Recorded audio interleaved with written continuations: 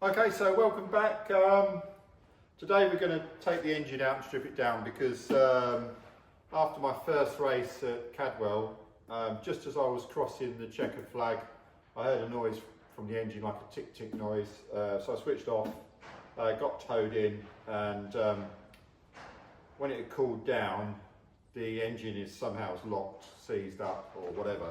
You can't turn it. I took the spark plugs out, and on number 2 cylinder there was almost like a piece of aluminium hair wire, so I suspect maybe the pistons are picked up in the bore, don't know. So that's what we're going to do. So the first thing I'm going to do is going to just get the engine out, and then we'll get it on a stand and just take it apart and just see what we can find.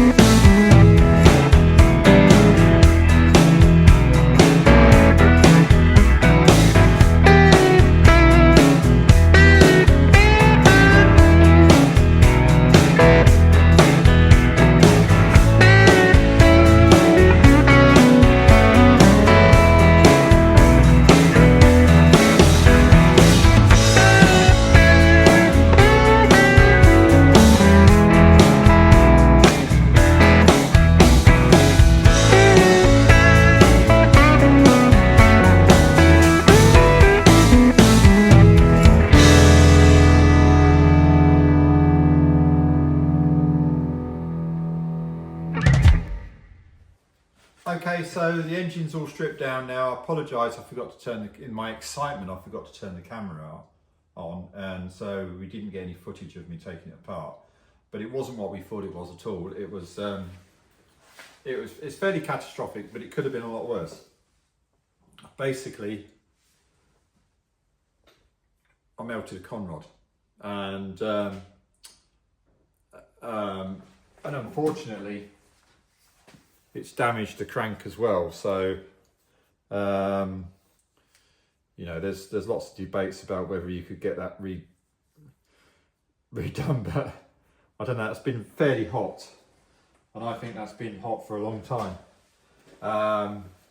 And while it's unfortunate that this happened, I think I've been fairly fortunate in that it didn't come out the side of the block. So the block's still intact, and I think I turned it off just in time because there was a little tick, tick, tick.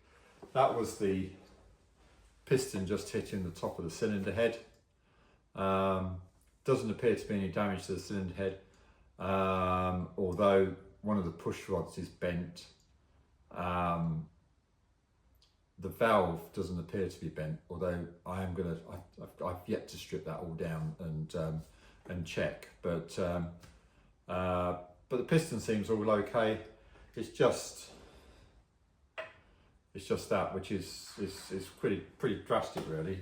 And I think it actually came apart in just as it slowed down, because, you know, this was actually just caught underneath the web of the crank.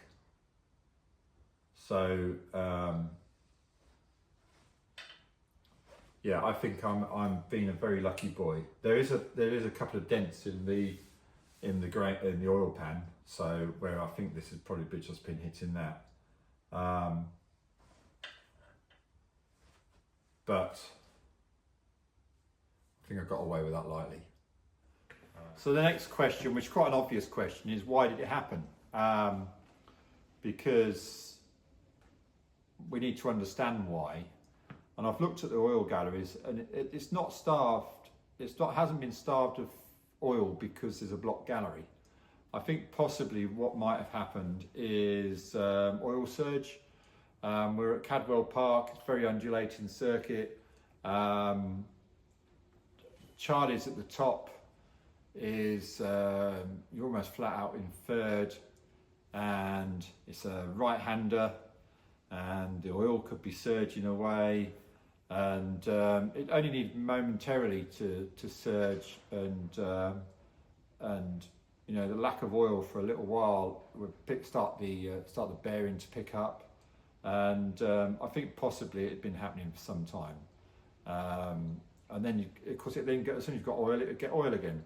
I think I've been a very lucky boy that I switched it off when I did, because I've still got a block intact. So I've opened my wallet and managed to get myself another crank, and then I bought a new set of balanced conrods. So we're well on the way to be getting the engine built up, and well, we've got 3 weeks till Zandvoort, so we're definitely going to be there. The sump took quite a bashing, so and I hated that sump anyway because it always leaked. So I've actually ordered a new sump, an aluminium sump, and that's going to be here on Wednesday, so Tuesday. So with any luck, later in the week I can get the engine back in the car and start it up, and so that's good. Okay, the only other issue we had was that the piston had been hitting the top of the cylinder head, and there's no obvious damage on here. There was no obvious damage on the top of the piston, and the two valves in the number one cylinder are still square. I've had them in the lathe and there's no visible damage at all. So the only damage that there was the push rod, and you can probably see that's bent there, look. So I know I keep saying this, but I think I've been extremely lucky.